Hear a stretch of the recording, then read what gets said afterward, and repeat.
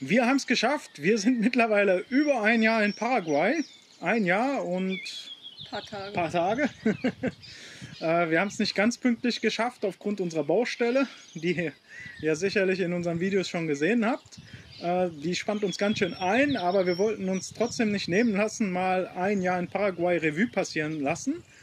Allerdings fangen wir vorher noch mal ganz woanders an. Und zwar mit unserer Planung vom Auswandern, mit der Suche nach einem Land, was für uns in Frage kommt. Da ist Martin eigentlich dann so der damit gestartet hat, der mit Paraguay ankam. Ja gut, also wir hatten uns irgendwann 2015 gesagt, wir würden gerne auswandern. Für uns war wichtig, es muss ein warmes Land sein, es muss ein Land sein, das viel mehr Freiheiten bietet als Deutschland. Und ja, nicht europäisch, ja, also dieses sogenannte tolle westliche System wollten wir hinter uns lassen. Also diese ganzen Vorgaben, Bürokratie und so weiter und so fort. Ja, und dann haben wir uns mal umgeschaut, wo man hin auswandern kann. Und unterm Strich realistisch war eigentlich für uns jetzt nur Paraguay. Von Paraguay hatten wir vorher überhaupt noch nichts gehört. Und dementsprechend haben wir dann gesagt, machen wir erstmal einen Urlaub in Paraguay. Genau, gucken wir uns das erstmal an. Genau, und dann 2016 war es dann soweit. Wir haben 3 Wochen Urlaub gebucht hier in Paraguay. 3 Wochen für eine Rundreise durch Paraguay ist machbar. Ja? Allerdings habe ich den Chaco nicht unterbringen können, ja? Wo wir jetzt endgültig eigentlich gelandet sind. Deswegen war 2016 eigentlich nur eine Reise durch Ostparaguay. Asunción hatten wir uns nicht angeguckt, weil Asunción für uns kein Thema war. Wir kommen aus der Großstadt, wir kommen aus Gelsenkirchen. Das Ruhrgebiet ist ja quasi eine Großstadt und deswegen haben wir gesagt, Asunción reizt uns überhaupt nicht. Wir wollen eher die Natur sehen. Wir müssen dazu sagen, wir kommen aus dem Ruhrgebiet. Du fängst mit Gelsenkirchen an. Ja, habe ich schon gesagt, wir kommen aus Gelsenkirchen. Gelsenkirchen ist im Ruhrgebiet. Okay. Ja, deswegen hat uns das nicht gereizt. Also wir sind dann gelandet damals. Und als erstes haben wir uns die Mbuni Straußenfarm ausgesucht, ja, weil den Pool fand ich so toll. 2016, das war April, war hier jetzt noch nicht so warm, wie wir uns das erhofft haben. Wir hatten zwar so 20, 25 Grad, in der Sonne war auch angenehm, aber der Pool, der war noch kalt und ich gehe gerne im warmen Wasser baden. Und ja, das hat sich dann mit Pool erledigt. Ich glaube, die erste Nacht hast du auch sehr gefroren. Ja, da mussten wir erstmal fragen, wie man die Klimaanlage auch warm ankriegt oder ob das überhaupt möglich ist, weil ich kannte jetzt so keine Klimaanlagen in dem Ausmaß aus Deutschland, nur diese Standdinger, die man in eine Wohnung hinstellt. Für Dachgeschosswohnungen oder so. Ja, auf jeden Fall haben wir dann nachts auch noch geheizt. Also wenn ihr irgendwo lest im Internet, ja, in den einschlägigen Foren, bringt eure Wintersachen mit. Die Leute haben vollkommen recht damit. Bringt eure Wintersachen mit, bringt auch warme Bettwäsche mit, weil es kann hier ein paar Tage im Jahr doch sehr kalt werden. Und da ja hier im Endeffekt nichts auf Heizen vorbereitet ist, manche Häuser haben so einen Kamin, ja, manche Häuser haben halt, oder die meisten haben halt eine Klimaanlage, die auch heizen kann, eigentlich fast alle. Aber das ist halt nicht so angenehm, diese Klimaanlagenwärme. Ja? Und dementsprechend, wenn man draußen auch ist, will man dann auch mal einen Pulli anhaben oder auch schon, wir haben auch schon die dicken Winterjacken angehabt. Ja, wie ging es dann weiter nach Mbuni? Ich weiß, also... Ja, ich habe es jetzt auch nicht mehr ganz, also wir haben es irgendwo aufgeschrieben, also wir hatten damals auch schon gefilmt, allerdings hatten wir damals nur so eine super billige Kamera mit, ja, weil wir gedacht haben, boah, Südamerika und alle haben uns ja erzählt, super kriminell da und ihr werdet ausgeraubt und sonst was alles. Sagen die immer noch? Sagen sie immer noch. Mag ja auch stimmen in Einzelfällen. Gibt sicherlich Kriminalität, aber die gibt es in Deutschland auch. Also in Deutschland kann ja auch das Handy geklaut werden. Oder Schlimmeres. Oder Schlimmeres. Ja, auf jeden Fall hatten wir damals nur so eine billige Kamera mit. Ich gucke mal, dass ich hier vielleicht 1, 2 Sachen noch mit reinschneide ins Video. Entschuldigt bitte die Qualität. Das lag daran halt, dass wir gedacht haben, naja, wir nehmen eine Kamera mit, die man uns auch klauen kann. Gut, und 2016 war die Technik, ja gut, war eigentlich auch schon weit genug. Ja. Aber wir wollten halt, wir haben nur so ein 50-Euro-Ding gebraucht. Habe ich danach auch weggeschmissen. Ja, danach ging es weiter, glaube ich, Richtung Independencia auf die Granja Francisca. Liegt ein bisschen außerhalb da irgendwo im Gebirge, war echt schön. Ja. Independencia konnten wir uns dann nicht anschauen, weil es hat geregnet und wir haben dann versucht, da rauszukommen. Dann sind wir das erste Mal in Paraguay dann stecken geblieben. Glücklicherweise kamen sofort super viele hilfsbereite Leute da aus allen Ecken da, keine Ahnung, Obwohl wo die da nichts war. da war nichts, aber die kamen da irgendwie aus dem Gebüsch und haben uns geholfen, ja, mit Schuppen und alles hatten die dabei und da wurde auch ein Trecker organisiert. Bevor der Trecker dann endgültig ankam, waren wir aber schon raus. Das Auto sah aus wie Sau. Aber er muss ja dann nochmal weiter. Ich habe dann versucht weiterzufahren und an irgendeiner Kreuzung haben die dann schon mit Traktoren irgendwelche LKWs da durch die Gegend gezogen. Da wollte Sarah nicht mehr, da sind wir dann umgedreht und dementsprechend... Auf dem Rückweg aber nochmal stecken geblieben. Ich war dreimal ja, insgesamt so. dreimal sind wir irgendwie immer wieder da in brenzliche Situationen gekommen, wo aber immer wieder Leute da aus dem Gebüsch kamen und uns geholfen haben. Also faszinierend. Und dementsprechend haben wir Independencia nicht gesehen. Auf dem Rückweg, wo wir rausgefahren sind aus Independencia, habe ich dann zum Glück noch die Burg entdeckt, die ich unbedingt sehen wollte. Ja, beim Reinfahren habe ich die gar nicht gesehen, weil die ist eigentlich direkt hinter dem Ortseingangsschild, aber gut versteckt. Da sind so viele Bäume, in die eingebettet ist, habe ich die nicht gesehen. Ne? Da war ich schon enttäuscht, aber zum Schluss hat es sich ja noch geregelt. Von da aus ging es dann nach Villarrica. Ja, da waren wir eingeladen von einem Pärchen, die mit uns da ein Projekt durchziehen wollten, die wir vorher im Internet kennengelernt haben. Schöne Grüße an die beiden. Ja. Wenn sie das sehen, die sind, glaube ich, nicht mehr in Paraguay. Ja, die haben uns dann in Coronel Oviedo ein Grundstück gezeigt, was denen angeboten wäre, wo die gedacht haben, das wäre was für uns. Ja, da wir in Gelsenkirchen mit unseren Häusern schon ein bisschen Erfahrung hatten, was Grundwasser und so anrichten kann und für Probleme sorgt, haben wir dann von dem Grundstück, wir haben uns angeguckt, ja, aber das sah uns ein bisschen zu sehr nass aus. Da habe ich auch noch ein paar verwackelte Aufnahmen, die ich hier einblenden kann. Ja, also das wollten wir halt nicht kaufen. Ja, naja, gut. Von da aus ging es dann weiter. Ich meine, nach Ciudad del Este sind wir dann gefahren, haben uns die Wasserfälle angeguckt. Ja, also kann ich nur jedem empfehlen, schaut euch die Wasserfälle an, wunderschön. Wir haben sie damals von der brasilianischen Seite aus angeschaut und uns danach noch den Vogelpark angeguckt.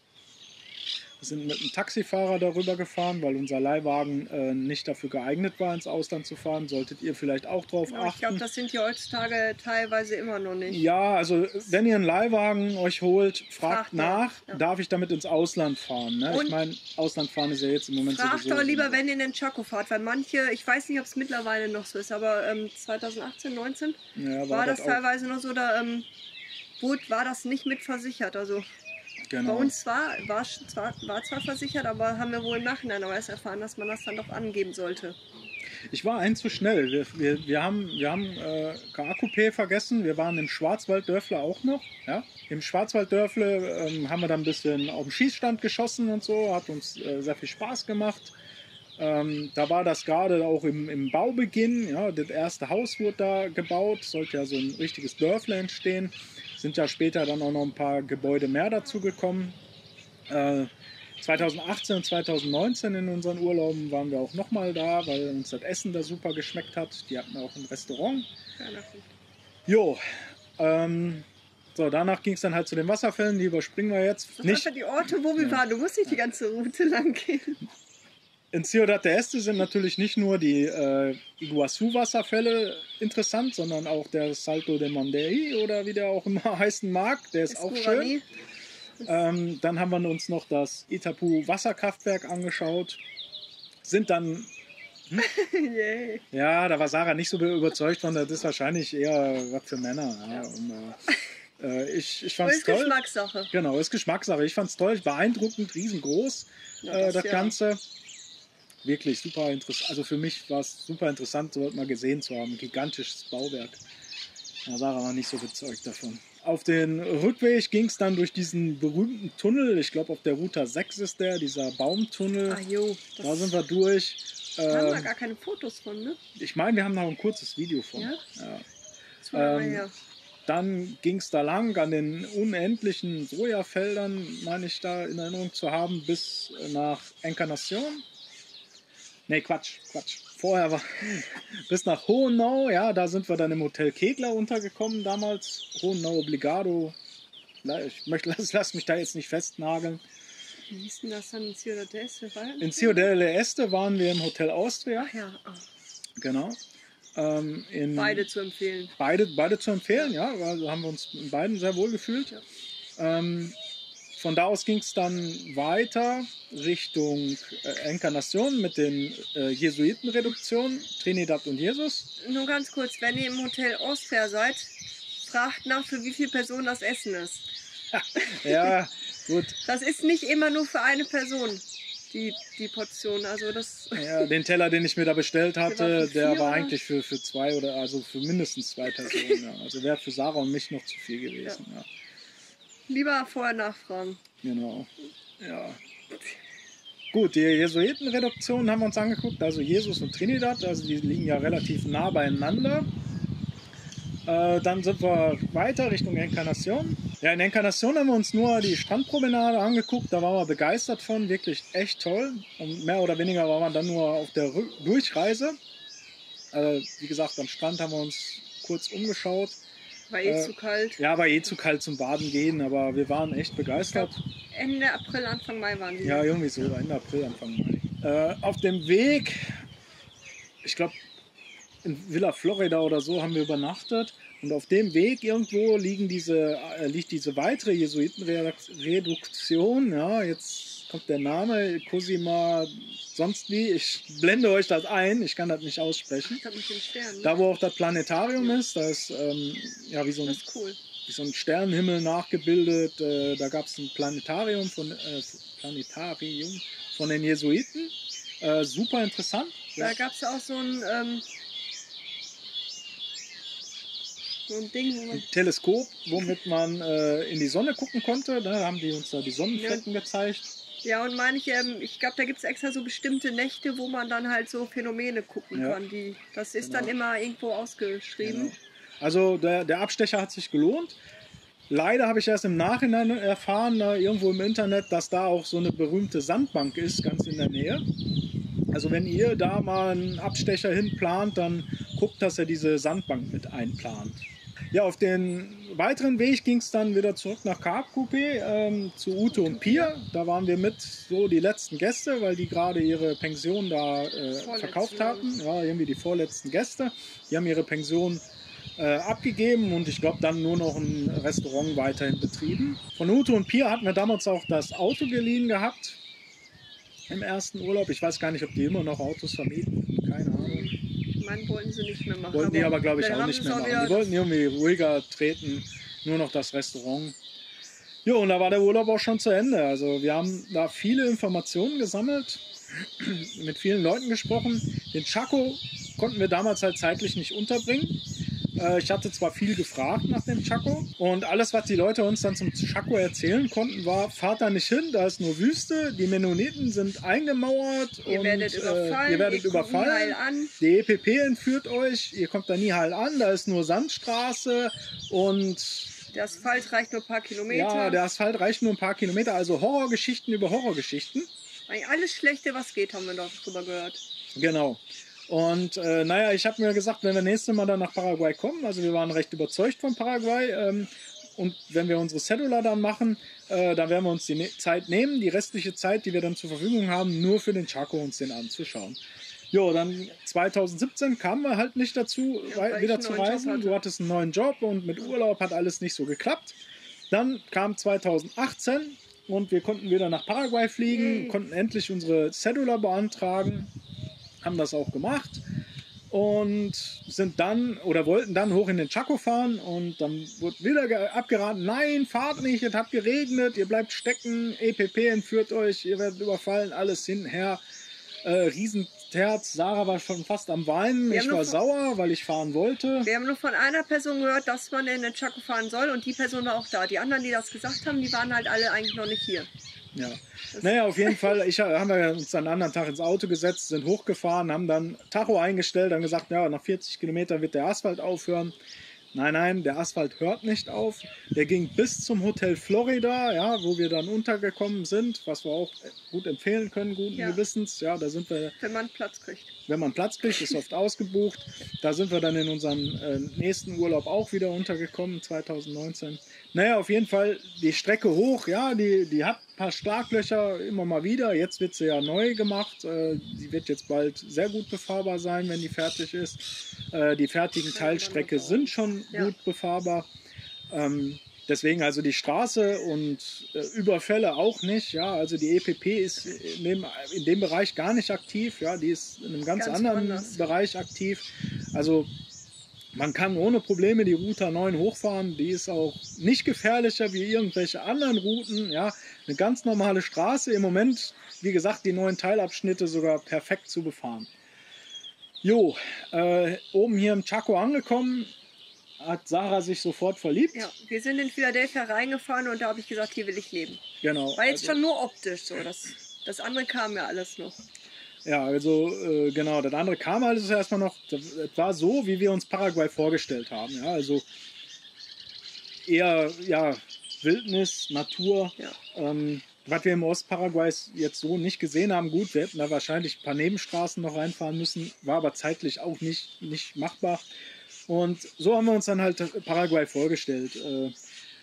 Viel Natur, wenig Menschen, wenig besiedelt, ja, Einsamkeit, ja, in Anführungsstrichen. So haben wir uns das vorgestellt und so haben wir es dann ja auch hier kennengelernt. Wir sind dann herzlich hier aufgenommen worden, wurden eingeladen von verschiedenen Leuten damals. Auf Estancias. Auf einer Estancia vom Helmut, vielen Dank dafür. Mit der Annette sind wir zu Lagunen gefahren. Genau. Ja, die haben uns mitgenommen. Wir haben gesagt, naja, sonst findet ihr die ja nicht. Und sind auch ein bisschen schwer zu finden, die Lagunen. Die hat uns dann auch vom Ecoturismo erzählt, wo wir dann hingefahren sind. Das ist da machen wir aber auch noch ein Video von. Da sind wir gerade dabei, oder eher zu schneiden.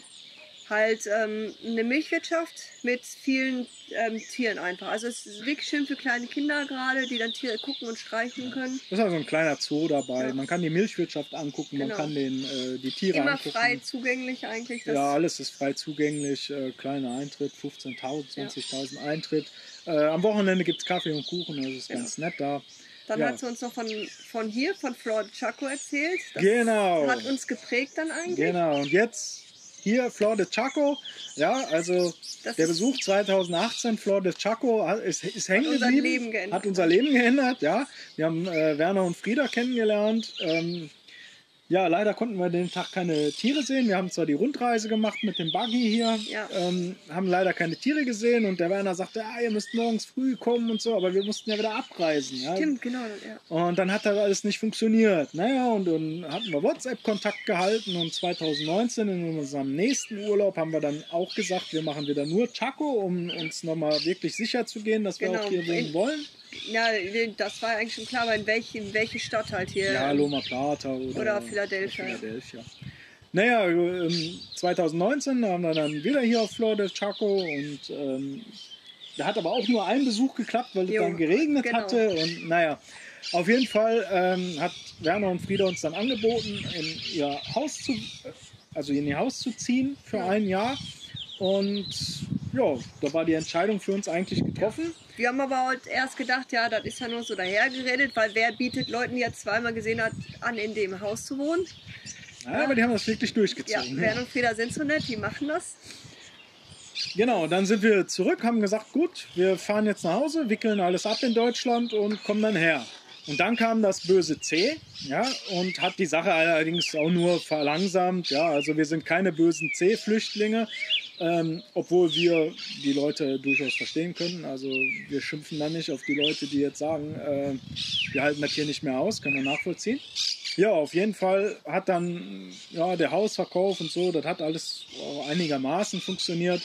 Wir sind dann noch die letzten Tage bei meiner Oma im Haus eingezogen. Die letzten paar Monate haben wir mit meinem Onkel da zusammen gewohnt, auch ein Gestrandeter. Ja. Wir sind ja regulär in Deutschland nochmal 250 Kilometer weit weggezogen, damit wir gesagt haben, in der Zeit können wir dann in Ruhe das Haus verkaufen. Dann kam das dazwischen. Ja. Dann haben wir gesagt, komm, dann nutzen wir halt die Wochenenden und renovieren das Haus noch zu Ende. kriegen wir es besser verkauft.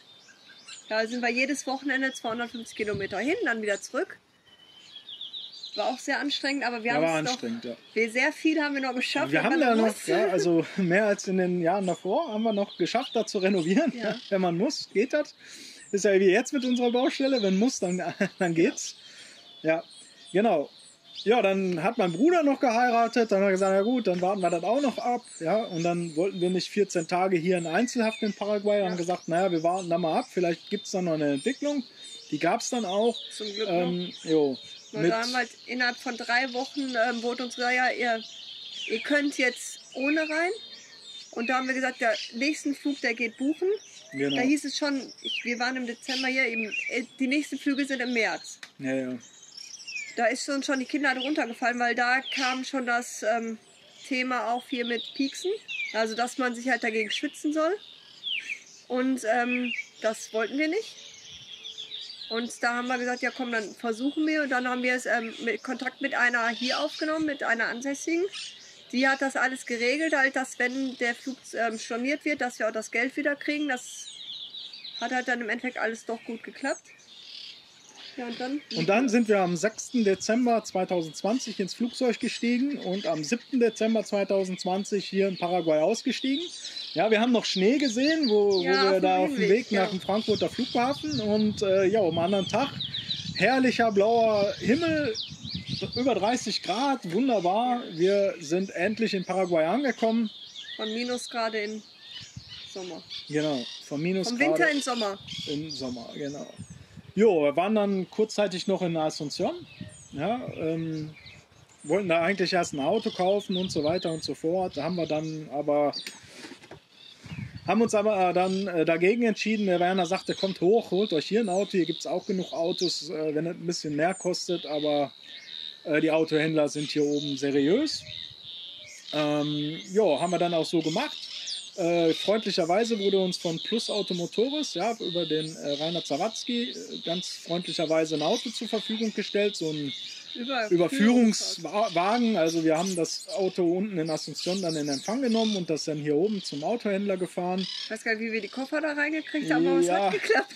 Wir haben alle unsere Koffer da reingekriegt und so sind wir dann in den Chaco gekommen. Die ersten Tage hat der Werner uns dann ganz lieb sein Auto geliehen. Er sagte, ich brauche das nicht, nimm das mal ruhig. Ja, und dann haben wir auch ratzfatz unser Auto gefunden, uns dann selbst hier ein Auto gekauft. Ja, genau. Ja. Sind wir auch zufrieden mit, ja, der fährt ja jetzt schon fast 1 Jahr. Außer der üblichen Wartungssachen ist da nichts dran. Ist aber Gebrauchtwagen. Ja, ist ein Gebrauchtwagen, der hat doch schon seine 170.000 gelaufen. Wir wussten, was auf uns zukommt, aus Deutschland schon, und deswegen haben wir gesagt, wir holen keinen Neuwagen, weil, nee. Ja, wir wussten ja, wir werden bauen und dementsprechend haben wir gesagt, wir brauchen was mit Ladefläche und was auch... Dadurch, dass wir auch im Dorf gewohnt haben, halt brauchten wir was Geländetaugliches. Ja. Also bis jetzt sind wir sehr zufrieden und würden uns immer wieder auch so ein Auto holen, ja, dementsprechend. Ja, und das Jahr halt hier, wir waren jetzt fast ein Jahr auf ehemals Nummer 9, haben in Auhang gewohnt, halt bei Bernhard Frieder. Da haben wir die Natur richtig kennengelernt. Also war schon abenteuerlich. Dadurch, dass wir jetzt halt in der Stadt wohnen, haben wir schon das Gegenteil so kennengelernt. Uns zieht es trotzdem aufs Land eigentlich. Halt, leider ist hier sind die Möglichkeiten begrenzt. Ja, man hat auch, muss man dazu sagen, jetzt Sarah hat das jetzt irgendwie nicht weiter ausgeführt, auf dem Land, da haben wir die Natur insofern kennengelernt, ja, dass da natürlich mehr Frösche, mehr 40-Füßler, Skorpione, Spinnen und so, das ist natürlich auf dem Land viel mehr als jetzt in der Stadt in Philadelphia. Ja. Ja, genau. Ja. Nicht schön. Also das sollte man natürlich beachten, ja, wenn man da jetzt Probleme mit den ganzen Tierchen hat, sollte man aufpassen. Gut. Also hatte ich. Aber ich habe mich auch dadurch, dass die Tiere hier schlimmer sind als in Deutschland, bin ich schon sehr viel abgehärtet. Jo, Sarah hatte eine Zikade auf dem Finger. Ja. Es gibt halt viele Leute, die sagen, ja, du hast Angst vor Spinnen, was willst du dann in Paraguay? Ja, die Spinnen gab es in Deutschland genauso, da habe ich auch Angst vor gehabt. Ja, also wer Angst vor Spinnen hat, der hat die in Deutschland, der hat die hier. Genau. Also der sollte sich davon nicht von der Auswanderung abhalten lassen. Also. Ja, die erste Zeit haben wir viel mit unseren Freunden Niki und Rowena unternommen und hier auch mit Werner und Frieda. Wir haben gesagt, wir wollen erstmal die ersten paar Monate hier ankommen. Wir haben den beiden Paaren quasi sehr viel zu verdanken. Wir sind auch sind wir sehr viel dankbar. Ja. Sehr viel dankbar. Also den beiden sind wir sehr dankbar, oder diesen beiden Paaren, weil die uns wirklich super geholfen haben, hier uns einzuleben. Kennengelernt zu haben oder immer noch kennen. Ja, dementsprechend sind wir hier sehr gut angekommen, haben sehr viele nette Leute durch die kennengelernt. Die wir jetzt auch alle nicht mehr missen wollen. Wir freuen uns schon, wenn jetzt unser Häuschen fertig ist und wir dann auch endlich mal die Leute zu uns einladen können. Ja, mal ein leckeres Asado mit denen machen. Oder Giso, oder alles. Ich habe auch schon ein paar Reisen gemacht. Ja. Also eine Chaco-Reise habe ich mal gemacht mit dem Werner, dem Wilfried und dem Rainer Zawadzki.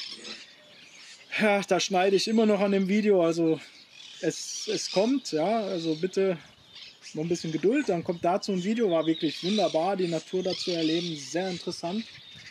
Ja, dann habe ich die Gefängnisreise gemacht, mit dem Willi Töfs und dem Rainer Zawadzki, der Dr. Nilda und dem Heiko. War auch super interessante Erfahrung da. Die Videos könnt ihr euch ja mal anschauen, falls ihr das noch nicht gemacht habt. Das Innenleben eines Gefängnisses in Paraguay. Eine super Erfahrung. Wir haben ja eigentlich schon so immens viel erlebt, was man in Deutschland jetzt so auch gar nicht so erleben könnte. Wir haben auch noch ehrlich gesagt sehr viele Videos, die wir schneiden müssen. Wir kommen da halt momentan gar nicht zu. Ja, das Zuckerrohrsirup machen war ja super interessant. Das Schlachten, da sind wir sehr dankbar für, dass wir da eingeladen wurden. Ja. Und wir haben auch noch sehr viel in Planung, wenn jetzt die Häuser fertig sind. Aber das seht ihr dann, wenn es dann soweit ist. Genau, wenn es dann soweit ist. Also wir werden ja noch einiges erleben. Ja. Wir haben schon sehr viel auf dem Schirm. Wir schaffen das halt momentan noch nicht. Genau. Aber Besserung ist ja bald in Sicht. Genau. Das war grob unser Jahr. Ne? Ja, genau. Was halt noch ist, was viele unterschätzen, wenn ihr nach Paraguay kommt, es ist nicht Deutschland. Das ganze Leben wird hier eigentlich einmal auf den Kopf gestellt. Also so habe ich es jetzt empfunden. Egal was ist, immer wenn so ein paar Sachen passieren, ach ja, das war in Deutschland ganz anders. Jetzt nur im Baumarkt. Die ganzen Sachen sind anders, die Geräte sind anders, die Sprache ist anders, das Essen ist anders, die Natur ist anders. Also es ist nicht mit Deutschland zu vergleichen. Und da gibt es halt auch viele, die jetzt momentan auswandern, was wir halt auch eigentlich verstehen können. Aus Angst halt, jetzt in Deutschland zu bleiben. Aber die können nur den Tipp geben, guckt euch das Land vorher an. Weil es ist auch sehr hart, auch mit der Hitze. Das ist halt auch nicht wie mal eben 3 Tage 30 Grad in Deutschland. Es ist sehr anstrengend. Wir beide lieben das Warme. Deswegen haben wir uns auch für hier entschieden. Aber es ist wirklich nicht zu unterschätzen. Nee, also Hals über Kopf Deutschland zu verlassen, will überlegt sein. Ja, ich meine, man gibt da seine ganze Existenz auf. Ja. Und Paraguay ist so ein Drittweltland, Schwellenland. Also das ist nicht Deutschland. Ja? Und wie Sarah schon sagte, man muss alles neu lernen. Und hier muss man für sein Geld auch arbeiten. Das ist halt... Geld verdienen ist hier sehr schwer. Genau. Ja. Gut. Gibt ja viele, die nur online arbeiten und so weiter und so fort. Dann funktioniert würde ich auch gerne, aber ich kann das nicht so mit Computern. Ja, wozu wir jetzt noch kommen wollten, sind eigentlich so unsere negativen Aspekte von Paraguay oder vom Chaco. Was jetzt nicht heißen soll, dass Paraguay negativ ist oder der Chaco, aber das sind halt so... Ja, so ein paar Dinge, die man beachten muss. Ja? Genau. Also es ist nicht alles Gold, was glänzt. Also Paraguay ist nicht das gelobte Land. Ja, ich meine, ich kann diese Doku-Sendungen, die aktuell laufen, von GZ-Medien, die kann ich überhaupt nicht ab. Ja, wo jetzt hier so über Paraguay hergezogen wird. Ja, damit die Leute nicht anscheinend, damit die Leute nicht auswandern oder so. Ich meine, wir wollen jetzt auch keinen dazu überreden, auszuwandern. Da muss jeder selber wissen. Genau. Ja. Für uns war das die richtige Entscheidung. Aber ich kann diese Videos nicht ab, wo so über Paraguay jetzt hergezogen wird. Ja, oder auch die Zeitungsberichte da von Leuten, die in Deutschland leben, quasi, die Journalisten, die das Land noch nie gesehen haben, teilweise. Schlimm, als wenn das jetzt hier nur von irgendwelchen Verrückten und als wenn hier jeder überfallen wird, der auf die Straße geht. Und das ist nicht so. Es gibt natürlich gefährliche Gegenden, wie in Deutschland auch.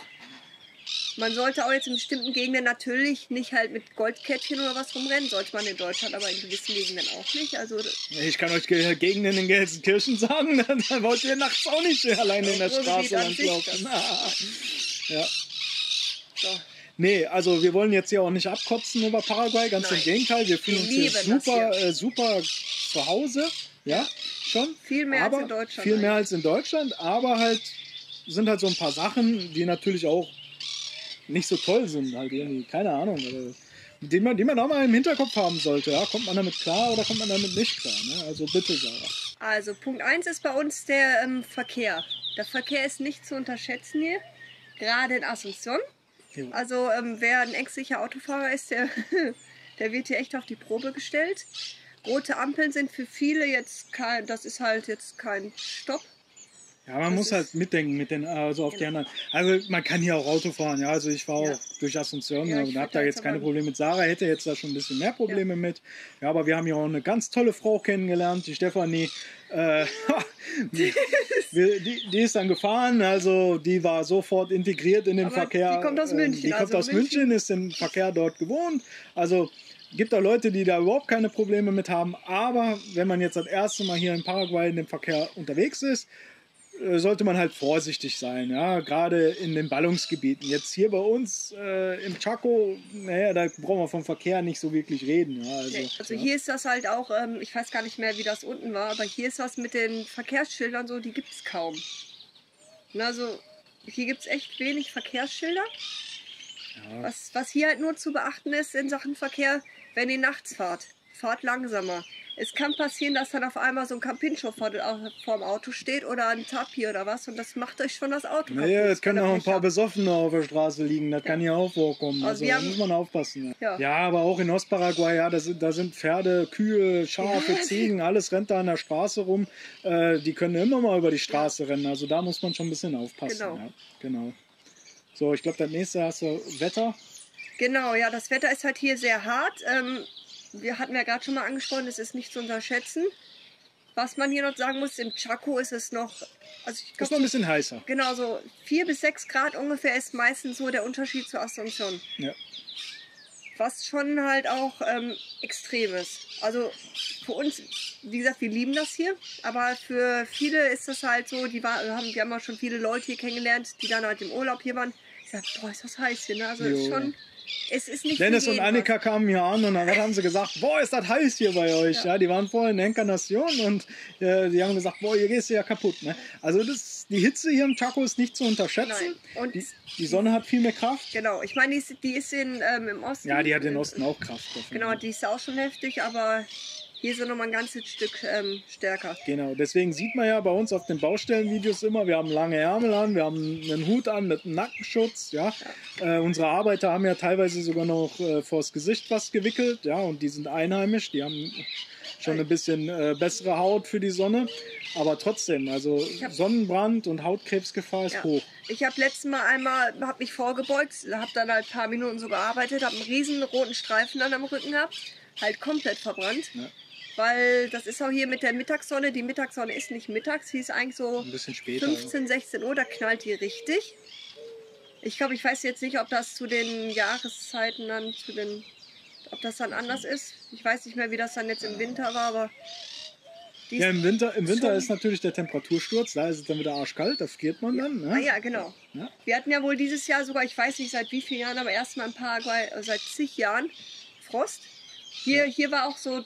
Wie nennt man, Taufrost oder so auf der Weide? Also, Raureif oder wie das heißt. Ja, es ist schon nicht schön, man steht auf und sieht dann so eine weiße Weide. Das ist für so Sonnenanbeter wie uns eigentlich ist das nicht schön. Nee.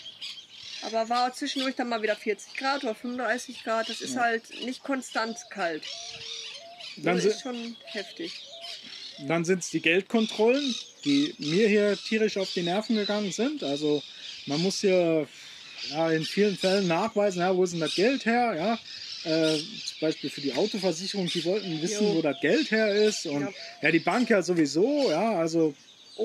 Es ist halt auch mit der Kontoöffnung, es wird wohl auch immer schlimmer. Ich glaube jetzt mittlerweile ist es seit letztem Jahr noch mal schlimmer geworden.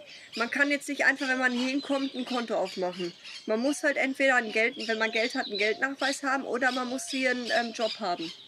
Ja. Aber ansonsten hat man eigentlich fast keine Möglichkeit, hier ein Konto zu öffnen. Ja, die stellen sich da ein bisschen an. Also das ist halt so eine Sache, die hat uns auch so ein bisschen genervt, halt, dass man sich da jedes Mal rechtfertigen muss, ey, das ist das Geld, dafür habe ich gearbeitet, dafür habe ich eine Heiden Steuern bezahlt in Deutschland, ja. Ich sage, das ist mein ehrliches Geld, sage ich, und lasst mich doch in Ruhe. Warum werde ich behandelt wie ein Schwerkrimineller, ja? Ja, das ist halt, naja, ärgerlich, ja. Der 4. Punkt ist Grundstücke. Also in Paraguay an sich, das werdet ihr hoffentlich auch schon mal gehört haben, vor dem Grundstückskauf sollt ihr auf jeden Fall den Titel überprüfen lassen, weil es werden auch viele Grundstücke ohne Titel verkauft oder halt mit 50 mal verkauften Titel oder halt die, was wir im ersten Urlaub gehört hatten, die verkaufen Grundstücke vom Foto, ist dann aber ein Nachbargrundstück oder ein paar Grundstücke weiter. Und was hier im Chaco halt auch nochmal ist, mit Titelland ist es auch sehr schwer. Also das meiste ist halt hier Kooperativland. Es gibt hier gewisse Gebiete, die sind Titelland, sind aber dann deutlich teurer. Und kleine Gebiete. Genau. Also wenn man jetzt hier im Chaco zentral in der Nähe von Philadelphia, Loma Plata, Neuland, wenn man in der Gegend wohnen möchte, genau. Ja, die einzige, die hier mehr oder weniger zivilisiert bewohnbar ist, ja, da gehört der Großteil der Ländereien der Kooperative und man kann sie nur kaufen, wenn man Mitglied dieser jeweiligen Kooperative ist. Genau. Oder halt den kleinen Bruchteil an Titelland, wo wir jetzt auch gekauft haben. Genau, wir haben ja so auf diesen kleinen Lotamiento, wo dann auch Titelland verfügbar ist. Das sind aber nur kleine Dinger, ja, also da ist nichts mit Hektar kaufen oder so. Doch kann man, wenn man... Kann man, ja, da muss man aber sehr viel Geld für investieren. So, und alles andere, wenn ich jetzt, keine Ahnung, ich will jetzt 100 Hektar kaufen, ja, dann muss ich weit raus, ja, da muss ich mindestens 100 Kilometer, 150 Kilometer weit ab, ungefähr. Und da fängt dann auch ein bisschen größeres Titelland an. Da ist dann halt die Frage, gibt es überhaupt 100 Hektar Lotamientos, ja, also die Lote sind dann meist auch größer, ja, und dann ist der günstige Preis auf die Masse, die man kaufen muss, natürlich dann auch wieder ein hoher Preis. Und man ist weit ab, ja, da hat man vielleicht keine Tankstelle, Einkaufsmöglichkeit, da ist halt dann nichts. Ja, aber wenn man hier sowas hat, dann ist das halt auch wieder von der Kooperative, weil selbst auch wenn man einen Kilometer weit rausfährt, wenn es Kooperativsland ist, ist da immer noch irgendwie eine Einkaufsmöglichkeit. Dann, also da sorgt die Kooperative schon, dass die einzelnen Dörfer oder die weiteren so, Gegenden, genau, dass sie auch im schlimmsten Fall, sag ich mal, wettermäßig oder was, sich versorgen können. Ja, da gibt es so kleine Supermercados, Tankstelle und so. Da ist alles geregelt. Ja. Aber wie gesagt, für den Nichtbürger dann auch nicht reinzukommen halt. Ja. Also man muss ja erstmal Bürger werden. Genau. So. Ja, aber das ist halt hier so eine Chaco-Eigenart, genau, ja, die ist in Ostparaguay, das ist das meiste, glaube ich, Titel. Da muss man dann nur aufpassen, dass man sich nicht irgendein Inlandland oder wie das heißt da andrehen lässt, was eigentlich nur für Einheimische ist, was gar nicht verkauft werden darf. Also da gibt es auch noch ein paar Fallstricke, aber macht euch da mal selber schlau, ich habe da auch keine Ahnung von. Immer den Titel am besten halt beim Notar überprüfen lassen. Genau. Egal wie seriös die Leute scheinen, lasst es lieber überprüfen. Ja. Besser einmal, ich weiß nicht, was das hier kostet, Summe X ausgeben, bevor ihr dann, keine Ahnung, wie viele 1000 Euro, Franken oder was weiß ich, was in den Sand setzt. Also gekauft ist schnell, verkaufen ist eine andere Sache. Ja. Genau. Jetzt kommt ein Thema für Sarah. Ja, der 5. Punkt ist Ungeziefer. Es gibt hier deutlich mehr Ungeziefer, gerade im Sommer. Also jetzt im Winter hat sich eigentlich echt in Grenzen gehalten. Im Winter war ganz angenehm. Aber im Sommer kommt dann alles raus. Es sind auch teilweise halt gefährlich, was heißt gefährlich? Jetzt gut, keine tödlichen Tiere, aber es sind... Bis auf die Schlangen. Ja, aber es sind halt auch Tiere, die einem wehtun können. So als wenn so ein Skorpion da mal sticht, das möchte ich nicht erleben. Das soll schon recht wehtun. Oder so ein 40-Füßer Stich bis, keine Ahnung, was das da ist. Soll auch wehtun, ja.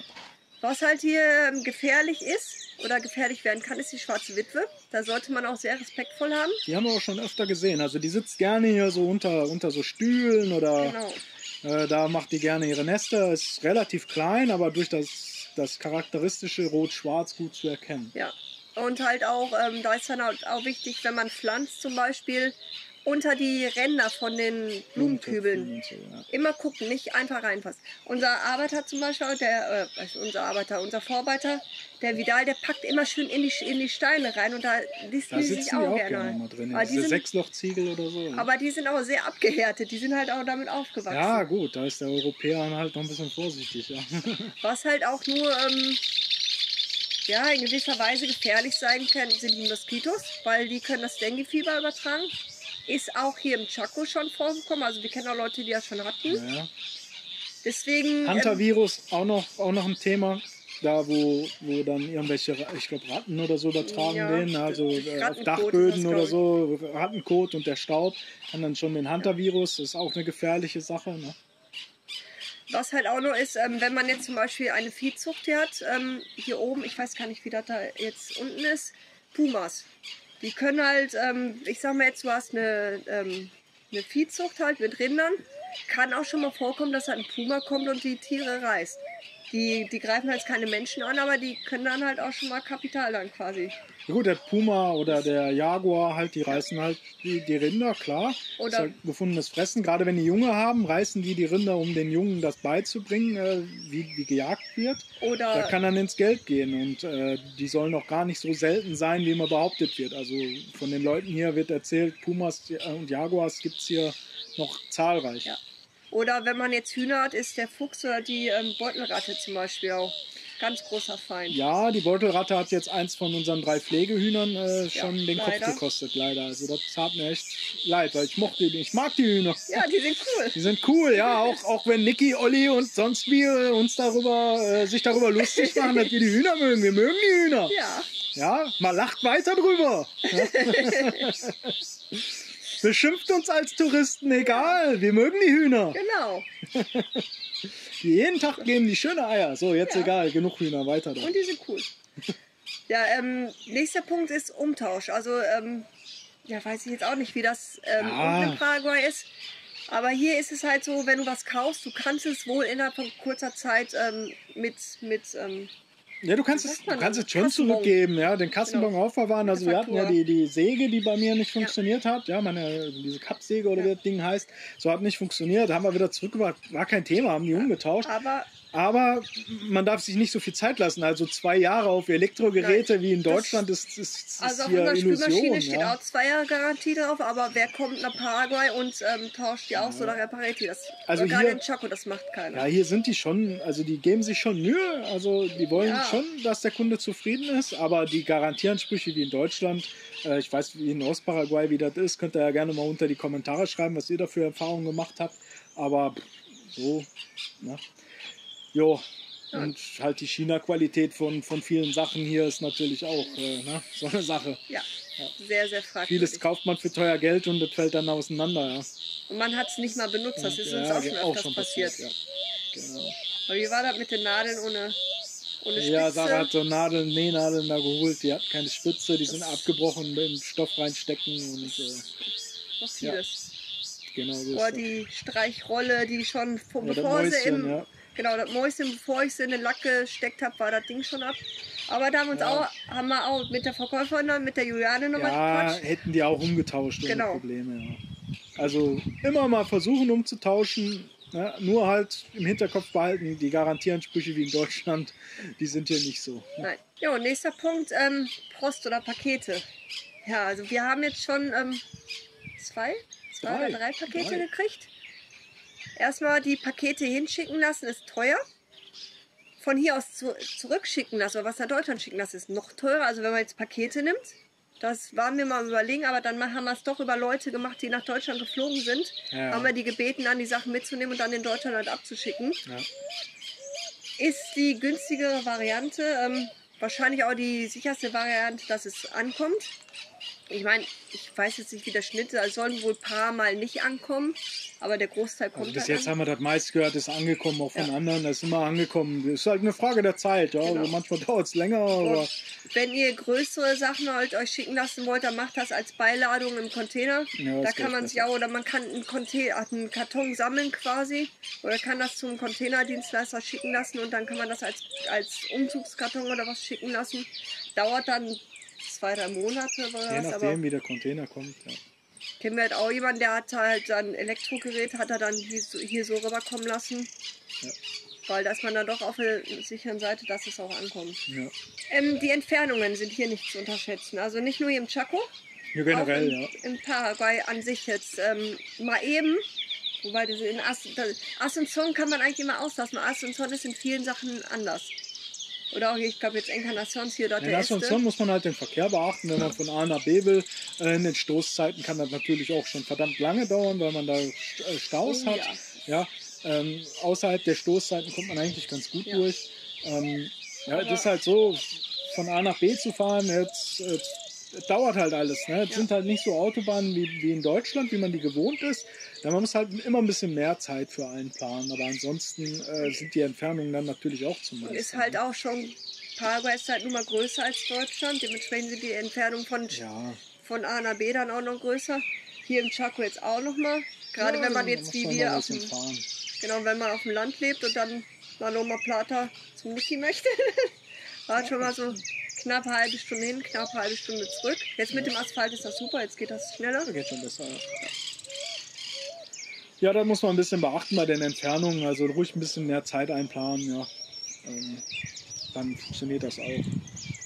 Ja, zu den Entfernungen auf Straßen dann, jetzt ist der nächste Punkt halt auch noch zu sagen, es ist nicht jede Straße im guten Zustand, die haben teilweise extreme Schlaglöcher. Ja, hier haben sie halt Schlaglöcher, im Rest Paraguays sind dann halt diese Huckel da, ne, diese Verkehrshuckel oder Senken und alles. Oder dieses eklige Kopfsteinpflaster, wo du richtig durchgeschüttelt wirst. Das hatten wir bis zum Schwarzwalddörfli. Ich glaube 4 Kilometer waren erst dieses Kopfsteinpflaster, da wird man bekloppt bei. Ja. Manche Straßen sind gut gemacht, ja, die sind besser als manche deutsche Straßen, aber es gibt halt dann auch Straßen, die sind halt nicht so toll und da muss man sich halt drauf einstellen. Aber dann holt man sich ein geländefähiges Auto und dann ist das alles schon wieder kein Problem. Hier im Chaco ist das auch so eine Sache mit den Straßen, mit den Sandstraßen. Wenn es regnet, dann, Ja, das ist, als wenn man auf Schmierseifen läuft. War ja, aber im Osten, wo wir da in Independencia stecken geblieben, war ja genauso. Ja, stimmt, genau. Also bei Regen und Sandstraße ist halt so eine Sache. Ja. Da braucht man Erfahrung für halt. Hier oben die Sandstraßen, muss man sagen, die werden allerdings dann auch sehr wenn gepflegt hier von den Mennoniten. Die Kolonien. Ja, nur außerhalb dann. Ja, die Straßen sind gut hier. Da kannst du sagen, was du willst. Wenn du die im Osten siehst, die Straßen werden hier gemacht. Nach dem Regen fahren die und machen die Straßen. Meistens, ja. Hier ist es halt auch so, irgendwie Fußgängerüberwege gibt es hier im Chaco jetzt nicht. Doch, diese Zebrastreifen gibt es doch stimmt, hier. jetzt seit kurzem, seit ein paar Wochen haben die Fußgängerüberwege gemacht, aber Fußgängerampeln gibt es hier auch nicht. Ja, ist auch gut so, dass es hier keine Ampeln gibt. Nein, die Leute leben trotzdem noch, also komischerweise. Ja, gibt doch Ja. Aber ist auch egal. Aber, es ist halt so ein Aspekt, wo man dann mit klarkommen muss. Ja, muss man mit klarkommen. Oder hatte uns damals jemand gesagt, wenn jemand über die Straße möchte, die können nicht einfach drüber laufen und die Autos halten an. Die Autos fahren weiter teilweise. Ja, man muss immer aufpassen. Ja, die Autos, klar, die halten nicht unbedingt an. Weißt du, da wollte einer mit dem Kinderwagen über die Straße. Ja. Da musste man irgendein Handzeichen oder irgendwas machen, dass sie wussten, die müssen anhalten, weil sonst wären die einfach weitergefahren. Die hätten uns dann oder die überholen dann den, der stehen bleibt und nieten dann den Fußgänger um.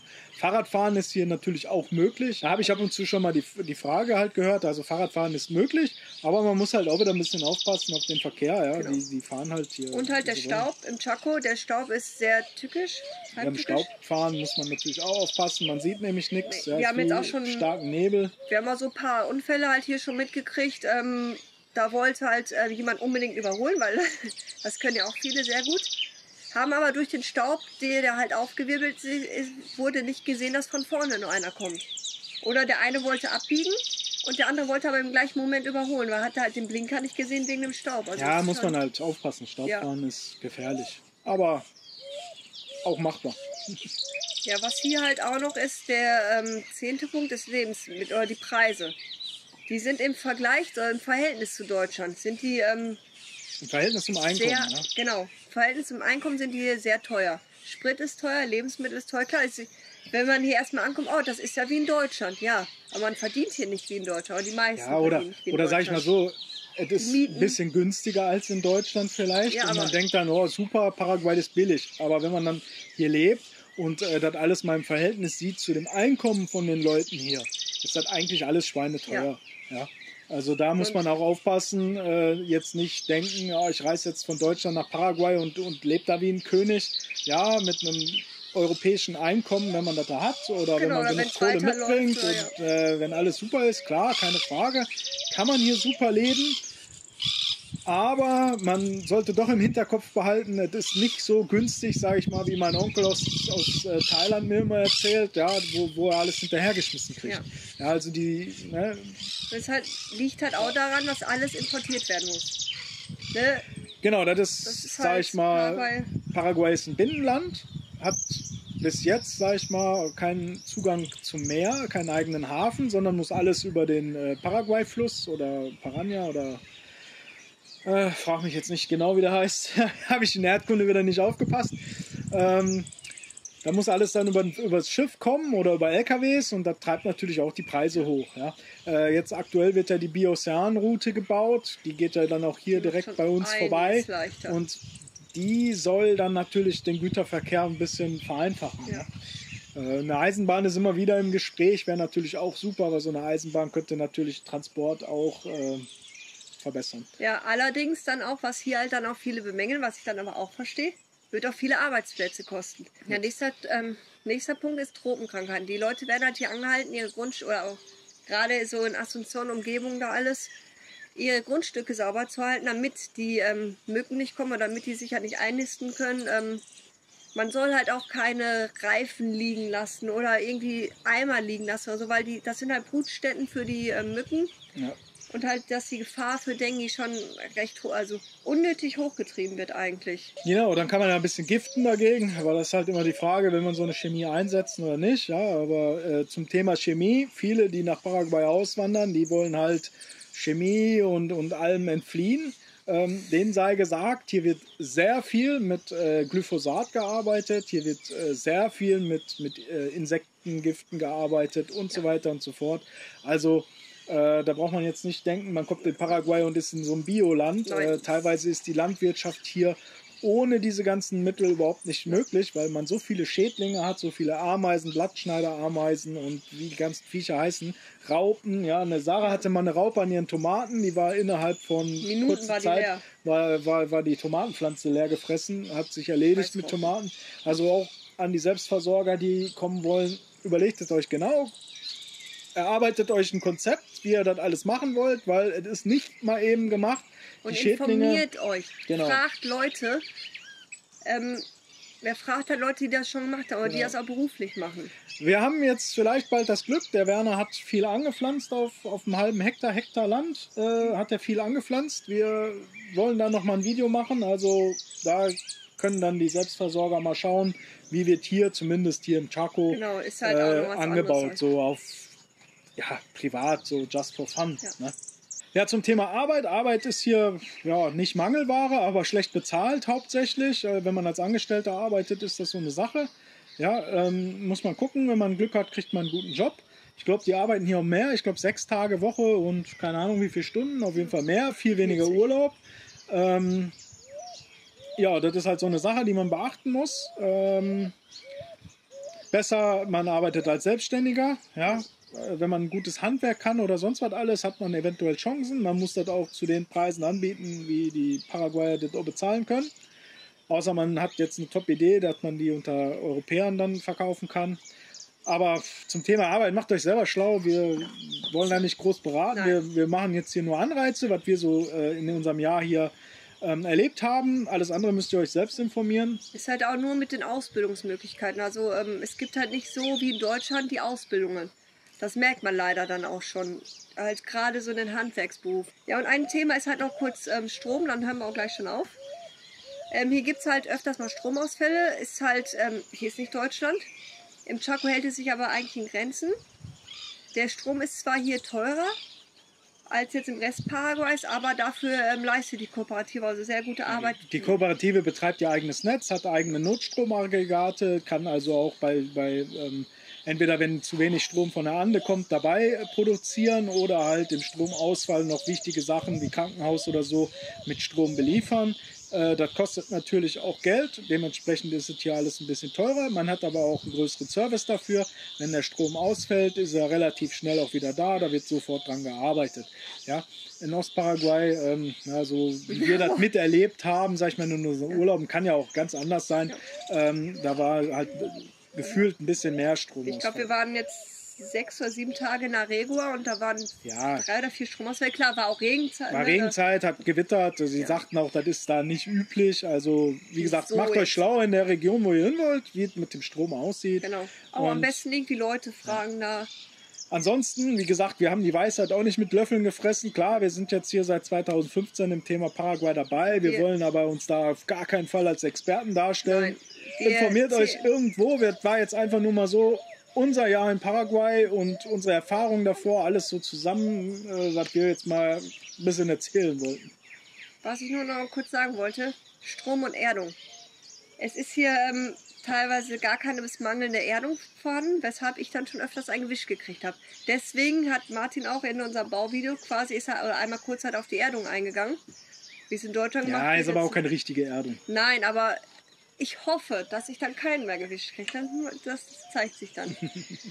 Aber wir haben das Video halt einfach nur gemacht, damit ihr mal so unsere Erfahrungen seht oder hört. Und halt auch, weil nirgendwo werden so richtig diese negativen Aspekte angesprochen. Das finden wir eigentlich schlecht. Ja, man muss halt gucken, ja, Paraguay ist nicht nur das Land von 300 Tage Sonnenschein, ja, es gibt auch 60 Tage Regen, ja, und da muss man halt gucken, ja, also vorsichtig sein, bevor man ein Haus und Hof in Deutschland abgibt, ja, vielleicht aus Deutschland sogar noch irgendwo ein Grundstück kauft, weil man da so ein tolles Angebot hat. Gut, kann man alles machen, ich weiß es nicht, ich würde es nicht machen, muss jeder selber wissen. Wir wollen da keinem irgendwo reinreden. Jeder ist seines Glückes Schmied, jeder muss selber wissen.